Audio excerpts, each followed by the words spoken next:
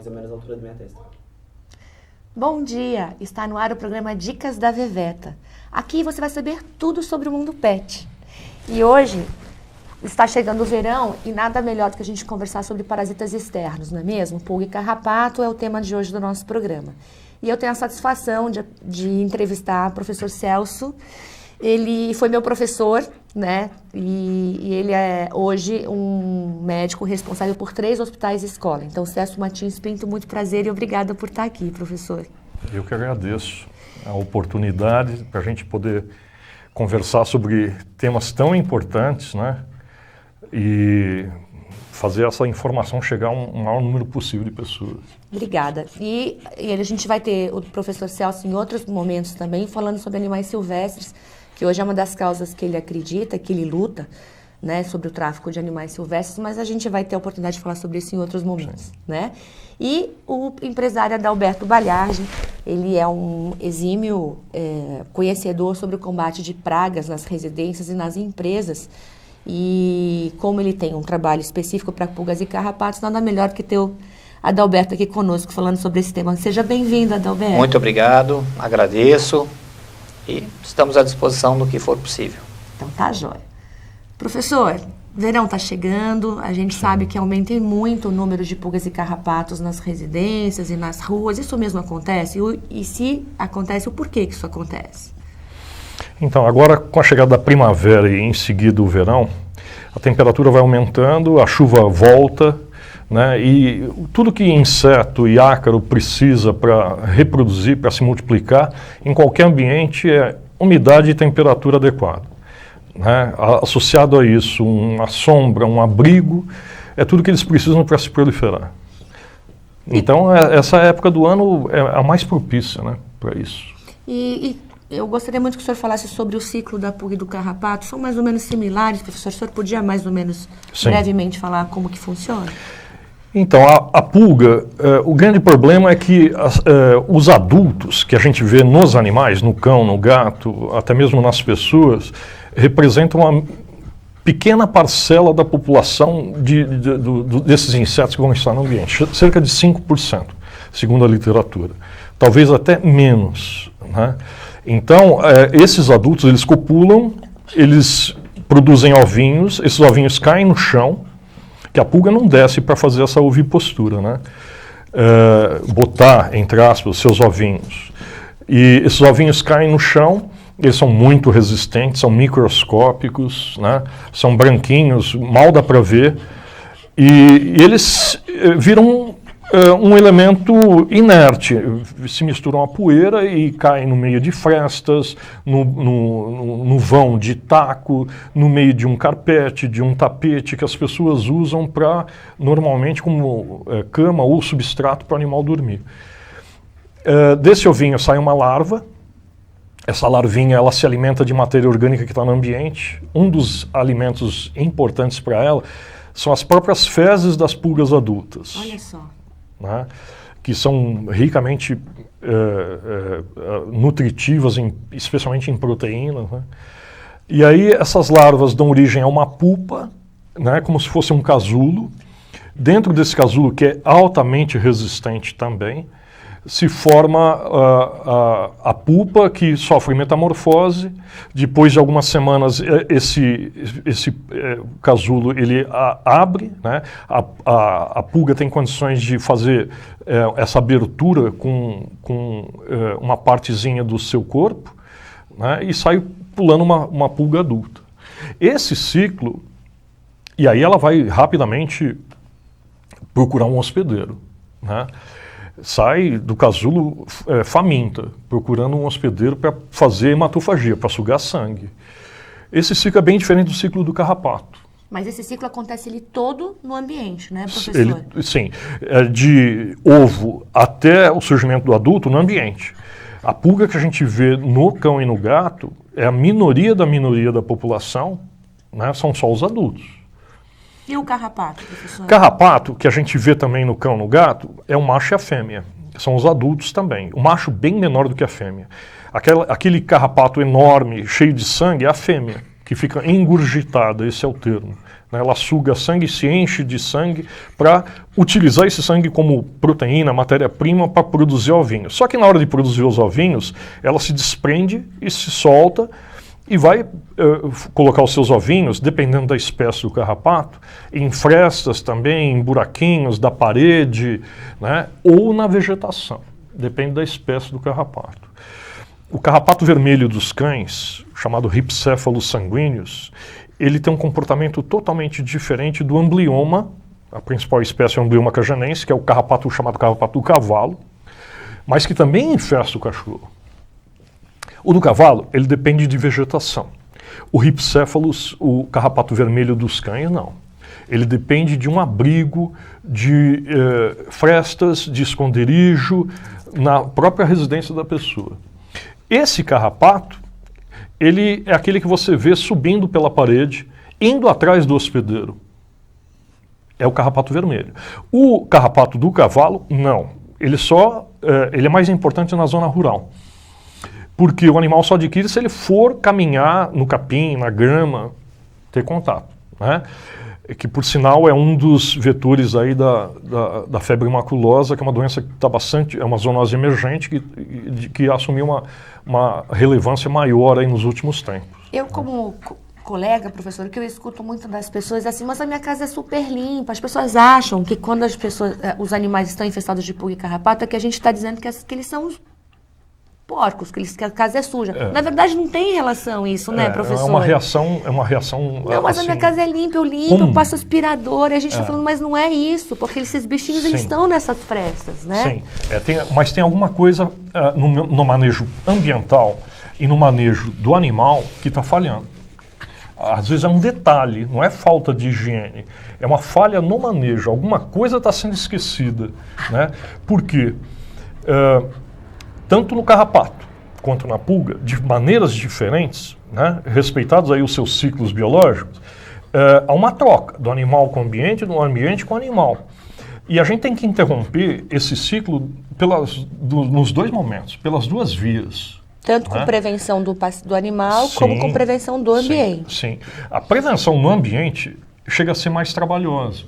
Hoje, com o arsenal de produtos que a gente tem, que a gente fala os ectoparasiticidas, Puron, Top Spot, né? No caso do cachorro é muito fácil a aplicação no dorso do animal num único ponto, né? Nessa formulação Top Spot, que é cara, mas é muito confortável. Ou então banho, ou coleira, ou pulverização, né? São diversas formulações de ectoparasiticidas que favorecem o manejo. E não deixar sua casa infestada. Sim. Mas tratar o ambiente é sempre mais trabalhoso. Porque o ambiente você tem diversos perfis de ambiente. Imagina uma sala acarpetada num apartamento. É muito diferente de um piso frio numa casa, num ambiente amplo, onde tem móveis. Que é muito diferente de um galpão de piso de terra, que é muito diferente de um canil, de um gatil, onde você tem grama, terra e um paisagismo. Né? Então, cada ambiente desse, você tem que lidar com diversos níveis de anti-insetização e desinsetização, que são processos diferentes. E aí vem a pergunta para Adalberto. Adalberto, dedetização de pragas comuns, como baratas e ratos, é a mesma que o senhor usa para fazer dedetização de pulgas e carrapatos? Não. Cada praga em si, existe uma formulação específica e existe uma aplicação específica. Os insetos rasteiros, baratas, aranhas, traças, elas são mais vistas em frestas, em cantos, em vãos de rodapé, por baixo de motores de geladeira, alguma coisa assim. Agora, a pulga já, dependendo do piso, como o professor estava falando, né, como ele citou, se você tiver uma casa que tenha tacos, você tem um assoalho, e esse assoalho não esteja em perfeitas condições de selado, fechado os vãos, ali você tem um acúmulo ali muito grande de poeira, que você pode usar um aspirador muito possante ali, você vai retirar muito pouco daquilo. Então aquilo vai se transformar num esconderijo, num abrigo, onde elas vão se proliferar mesmo. Então cada praga tem a sua aplicação. estrados de cama, embaixo de almofadas de sofá, costuras de colchão, então, tapetes, dependendo de vários tipos de tapete. Então, cada uma tem a sua especificação. E alguns pisos são mais difíceis de você combater essas pragas que outros? São. Esses pisos que são carpete, o assoalho em si, o taco, desde que não esteja na sua perfeito estado de conservação, esteja muitas frestas, muitos vãos. Porque taco é um piso antigo, então se a casa tem taco, não vai estar em perfeito estado de conservação, né? É difícil o taco. Aí é gosto, né? Porque você tem muita casa que ainda tem aqueles tacões ou tacos pequenos que estão em ótimo estado. O taco é um conforto, né? O assoalho é um conforto para determinada gente que não quer aquele piso frio. O piso frio evita bastante, mas em qualquer dessas situações, o asseio, a limpeza é o fundamental. E me diz uma coisa, basta só uma aplicação de veneno para combater ou tem que fazer mais aplicações no ambiente, eu digo? Hoje, com as formulações que existem no mercado, com o que você tem no mercado, e você com o profissionalismo que tem em cima do atendimento das empresas, você com um atendimento você consegue debelar essa infestação, desde que ela seja, a formulação tenha uma série de produtos, um knockdown, que seria um efeito para fazer uma baixa de população, né, e um outro para manter a resistência desse produto funcionando até que o ciclo da eclosão desses ovos venham a ocorrer no ambiente. Quando existe a eclosão dos ovos no ambiente, o veneno tem que estar ali presente para ele poder fazer efeito. Então você tem que ter uma formulação que tenha essa capacidade de se manter ali, mesmo com o passar de dias, de 20 dias, 30 dias, 40 dias, esse produto ele tem que estar ali no ambiente, aí você consegue fazer um controle. Agora, se é uma super infestação, aí realmente, às vezes você retorna depois de um prazo e refaz. A Bel lambe a gente, professor, você percebe, né, que ela quer chamar atenção. Ela está cada vez mais querendo chamar atenção, né, Bel? Professor, quais são as doenças que pulgas e carrapatos podem transmitir, não só para os animais, mas para as pessoas? Que eu acho que esse é um ponto importantíssimo que a gente precisa tratar aqui. Sim. É uma questão de saúde animal e de saúde pública. Sim. Né? A pulga, ela é hospedeiro intermediário de um parasita intestinal, um cestoda, parece uma têniazinha chamada Dipylidium canino, que pode até mesmo, em determinadas situações, acometer crianças. Olha só. Né? Mas dos males o menor, porque o carrapato ele pode transmitir febre maculosa, causada por uma bactéria, a Rickettsia rickettsii, que pode ser fatal, né? E além de borreliose, causada por uma bactéria também chamada Borrelia, que aqui no Brasil a gente não sabe muito bem qual é a que está circulando, e que leva a uma doença chamada síndrome de Baggio e Yoshinari, que é uma doença rara, dificílimo diagnóstico e extremamente complexa de se tratar, né? Para os cães, o carrapato é transmissor, é hospedeiro intermediário de Babesia canis, né? E vetor biológico de Ehrlichia canis, causador de babesiose e erliquiose para os cães, de uma forma muito importante. Mata, né, professor? Mata. É muito comum. A questão é o seguinte, tanto a infestação nos animais, vocês podem ser picados e pode morrer, não só o seu melhor amigo, como alguém da sua família, principalmente as pessoas mais suscetíveis, crianças, idosos, pessoas que fazem tratamentos com doenças imunomediadas ou quimioterapia.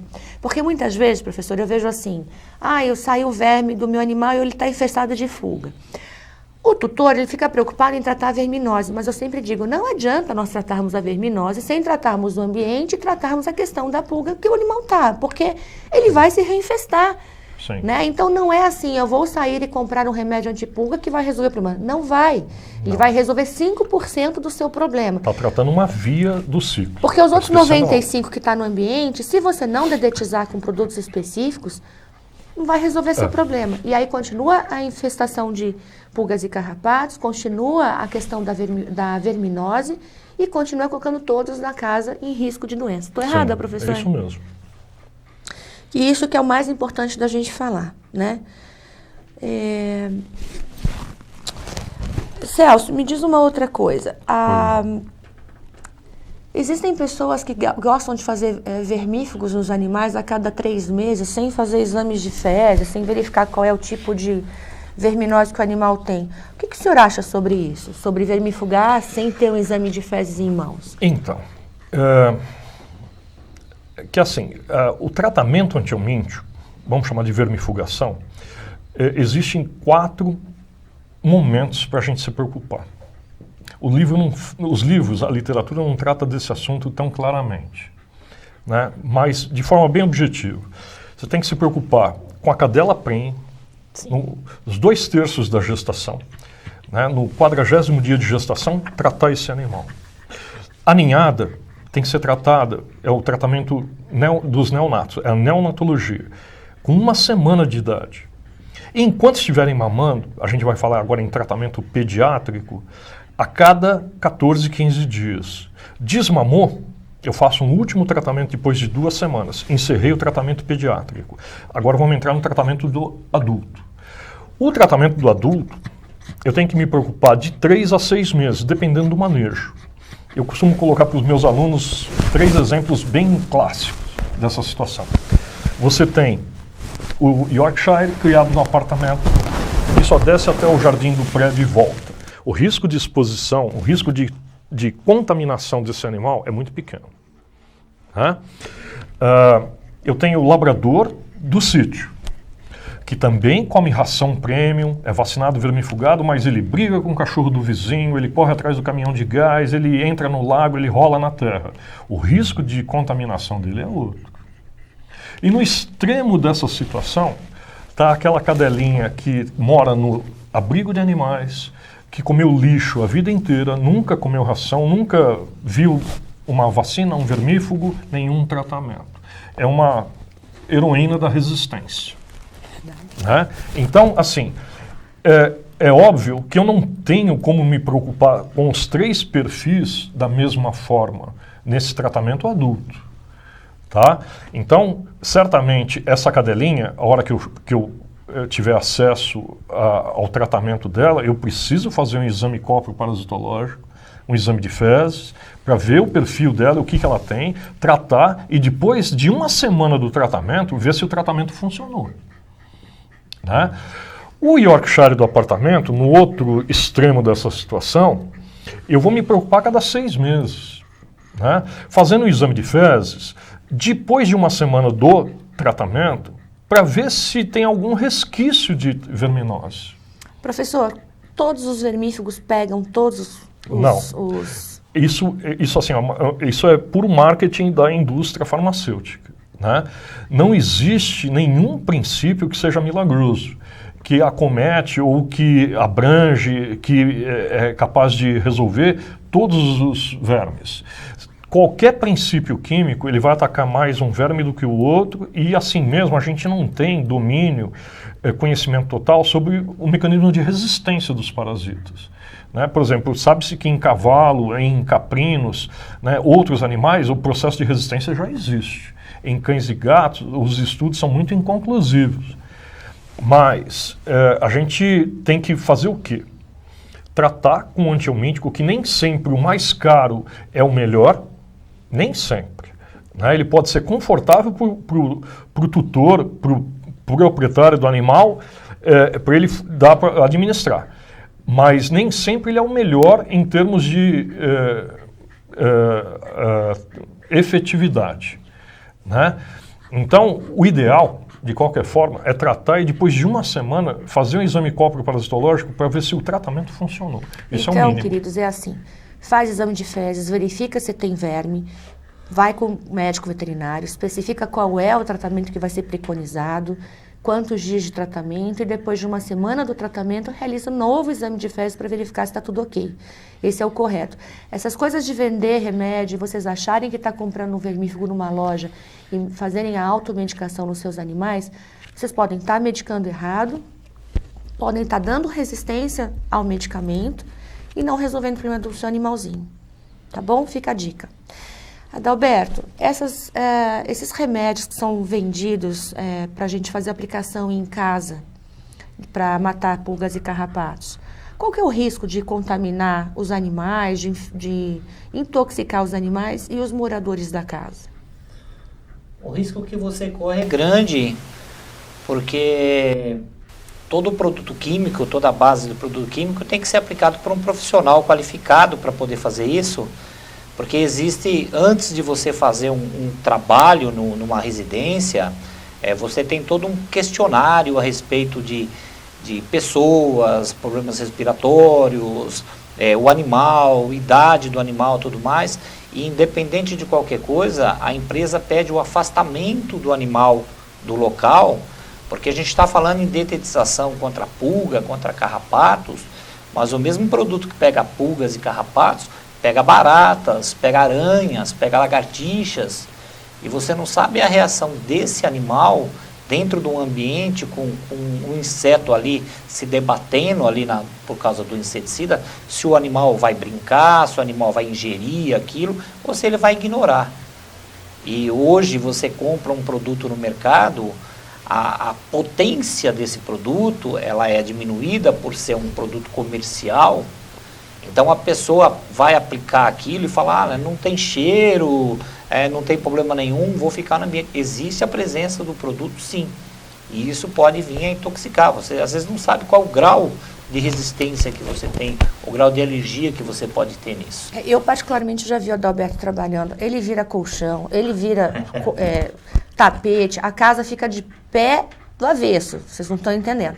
Mas o que é importante eu como colega falar que os animais, eles estão no chão, então eles vão deitar no seu tapete que você acabou de dedetizar. E eles têm o hábito de lambedura. Então, não só da barriguinha está em contato direto, que é a pele, com o produto no tapete ou no sofá, onde for colocado, mas da lambedura. Então, eles podem fazer essa ingestão. É importante que tire o animal, que tenha um profissional responsabilizando em cima do produto que está usando, retire o animal pelo período que a empresa orientar, né? Leve esse animal para um banho-tosa para que faça a retirada de pulga e carrapato do seu animal dentro desse banho-tosa, e aí o animal volta sem parasita e a casa vai estar livre de parasita e livre do veneno, que isso é o mais importante. Porque não adianta você fazer também o controle do ambiente e esquecer de limpar o animal, né? E existem produtos que fazem ação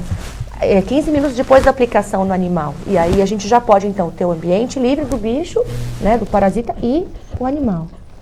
Um dos riscos sérios de você fazer um serviço desse e manter o animal em casa é você, já que já secou, o animal deita no chão e coloca as genitálias no chão. Então.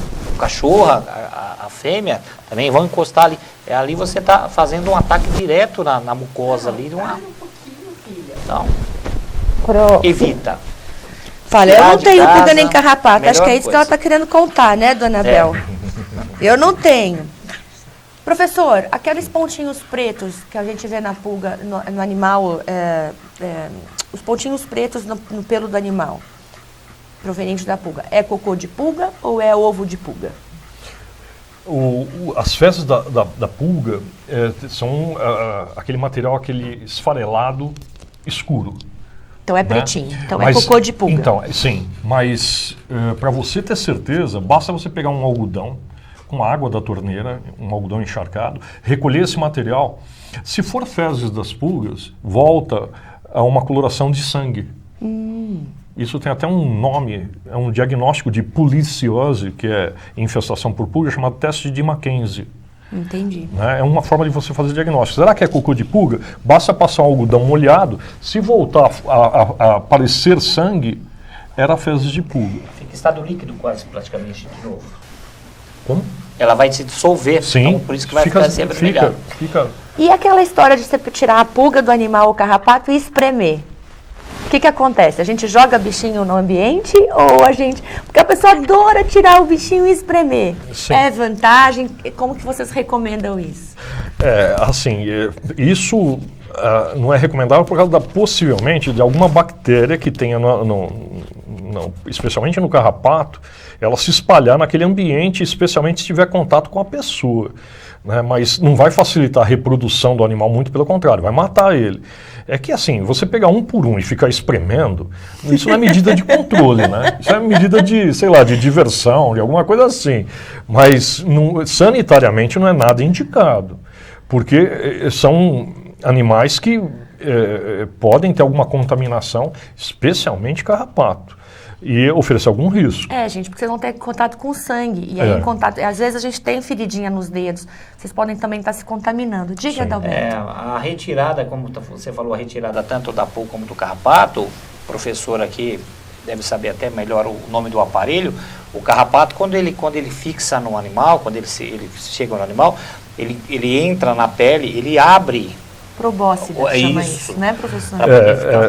Ele fixa uma parte do aparelho bucal chamado hipostômio. E ele produz um cemento, uma cola. Ele literalmente cola na pele do osso. Quando você arranca, aquilo fica. Quebra. Aquilo fica, vai causar um processo inflamatório. Então, tá vendo? Então, assim, o ideal é levar num veterinário, aplicar um remedinho, vai soltar esse carrapato num ambiente controlado, né? Eu acho sempre, professor, que eu recomendo é que depois a gente faça um exame de sangue, verifica se esse animal não tem uma erlíquia, se não tem uma outra doença de base, porque essas doenças são extremamente silenciosas e quando baixa a imunidade do animal, ela vem avassaladora e você pode perder o seu animal por uma doença dessa, né?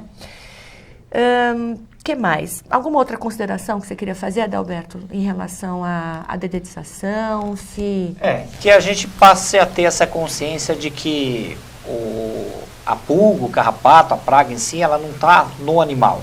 Como ela vai estar ao nível de 5% e 95% ou mais no ambiente, que a gente possa fazer um conjunto, tratar em conjunto, tratar o animal, tratar o ambiente, começar a entender o que está de errado no ambiente aí, que a gente possa controlar, porque a praga sempre existiu, sempre vai existir. Um carrapato contamina qual extensão ao longo do... Por exemplo, se o cachorro do meu vizinho da frente tem carrapato, existe a chance desse carrapato ir vir para minha casa? Se é um vizinho que tem a separação por muro, é muito provável que o carrapato ele suba e desça esse muro. Se for o Rhipcephalus sanguineus, que é o carrapato vermelho do cão. O carrapato, o amblioma, o carrapato do cavalo, se você tiver 30 centímetros de área sem grama, sem mato, ele é incapaz de transpor. Ele depende da vegetação. Mas sabe o que aconteceu uma vez até na casa dos meus pais? Eles fizeram um jardim e provavelmente a terra que foi utilizada tinha adubo de esterco ou de cavalo ou de vaca, alguma coisa. E infestou a casa de carrapato por conta da terra que foi utilizada. Então, gente, quem tem jardim tem que tomar cuidado qual é a origem dessa terra que vai comprar, porque você pode ter esse tipo de problema como eu tive. Né? Foi uma coisa... Lembra, Adalberto? Você que foi fazer a dedetização da casa, você lembra que a casa estava infestada de carrapato? Eu acredito, então, que tenha sido um amblioma. As pessoas não têm noção de quanto é o nascimento de uma fêmea. Quantos filhotes, quantos milhares de filhotes chega a dar uma fêmea de amblioma, ela tem o tamanho de uma azeitona verde. Quando engurgitada, fica enorme. Quantos filhotes ela tem? Ela produz 5, 6 mil ovos e morre. Ela ovipõe, ela elimina os ovinhos e morre. Mas são 6 mil ovinhos conglomerados lá no meio da vegetação que depois de algumas semanas ou meses, dependendo da temperatura e da umidade do ambiente, vão eclodir e dar um monte de larvinhas que vão sair. Vocês estão entendendo que se o seu animal tiver 6 carrapatos, o seu ambiente vai ter 60 mil carrapatos? Isso é extremamente importante, né? Sim. Queridos, nosso assunto vai ficando por aqui. Agradeço muito, né, de poder trazer essa informação, de poder falar um pouquinho de pulga e carrapato, que infelizmente é uma praga para que todos os animais domésticos, a gente tem esse problema nas residências. Então, se o seu vizinho tem carrapato, a chance do seu animal ter é muito grande. Espero ter contribuído. Nós, né, temos contribuído para que vocês tenham essa informação. O nosso objetivo do nosso programa é um compromisso sempre de levar entretenimento e informação, Próximo programa, a gente vai tratar sobre a doença contra a raiva. A doutora Helena Batista e a doutora Gabriela Rosa vão estar aqui no bate-papo comigo. É uma doença importantíssima que vale a pena você estar conosco na próxima segunda-feira às 11 da manhã. Fica meu beijo, muito obrigada e até o próximo programa.